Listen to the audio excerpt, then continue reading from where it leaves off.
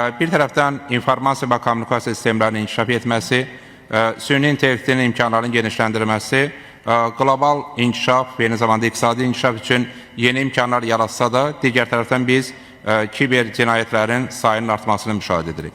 Və praktik olaraq həm qlobal, həm milli səviyyədə informasiya və kommunikasiya sistemlərini istifadə etməklə kiber cinayətlərin sayında artımlar müşahidə edilir. Bu baxımdan təbii ki, konvensiyaya qoşulmaq bir tərəfdən Azərbaycanın suveren hüquqları çərçivəsində bu sahədə əməkdaşlığın qurulmasına və davam etdirilməsinə imkan yaradacaq. Digər tərəfdən isə eyni zamanda bizim vətəndaşlarımızın iqtisadi hüquqlarının qorunması baxımından vacibdir. Aydındır ki, informasiya və kommunikasiya sistemlərini istifadə etməklə kiber cinayətçilərə qarşı mübarizənin gücləndirilməsi qlobal əhəmiyyət daşıyır və bu istiqamətdə qlobal nəzarət mexanizmlərinin yaradılması və təbii ki, yeni bir konvensiyanın hazırlanması və qəbuluna ehtiyac vardır. Eyni zamanda müşahidələr eləcə də rəsmi statistika göstərir ki, son illər xüsusən vətəndaşlarımızın bank hesablarından qlobal səviyyədə, eləcə də informasiya və texnologiya sistemlərini istifadə etməklə vəsaitlərin uğurlanması halları artıb. Rəsmi statistikaya əsasən 2024-cü ildə məhz kiber müdaxilə nəticəsində 16.804 fakt qeydə alınıb. Yəni bu o demək ki, il ərzində vətəndaşlarımızın bank hesablarından 22 milyon manatdan artıq vəsaitin uğurlanması həyata keçirilib.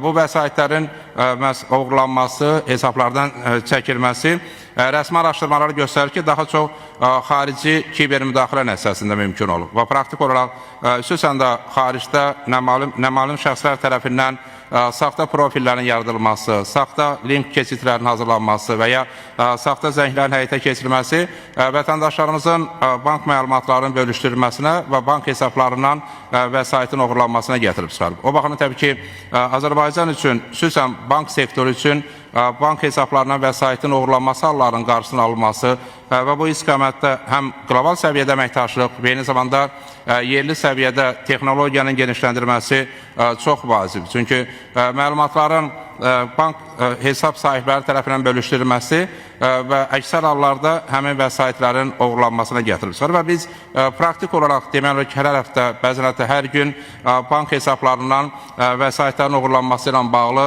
məlumatların yayılmasına rast gəlirik. Bu baxımdan təbii ki, eyni zamanda bu həm də bir çağırış formalaşdırır. Çünki həm Mərkəzi Bank tərəfindən, həm banklar tərəfindən bu istiqamətdə texnologiyanın təkmilləşdirməsi, eləcə də təhlükəsizlik mexanizmlərindən daha yaxından istifadə olunması və o cümlədən təbii ki, vətəndaşlarımız arasında məlumatlandırma səviyyəsinin artırmasına ehtiyac var. Çünki xüsusən də saxta linklər və ya saxta profillər vasitəsilə məlumatların təqdim edilməsi nəticədə bank hesablarına vəsaitin uğurlanmasına gətirib. Bu təbii ki, onların iqtisadi hüquqlarının pozulması və bu istiqamətə eyni zamanda konvensiya çərçivəsində əməkdaşlığın gücləndirilməsi baxımından vacib. Və nəzərə alsaq ki, rəsmi araşdırmalar da göstərir ki, uğurlanan vəsaitlər birbaşa xaricdə olan kiber müdaxilələr nəticəsində mümkün olur. Və praktik olaraq bu ondan xəbər verir ki, əslində bu sayədə qlobal əməkdaşlığın gücləndirilməsi aktual idi və bu kontekstdən təbii ki, Azərbaycanın sözgedən konvensiyaya qoşulması və konvensiya çərçivəsində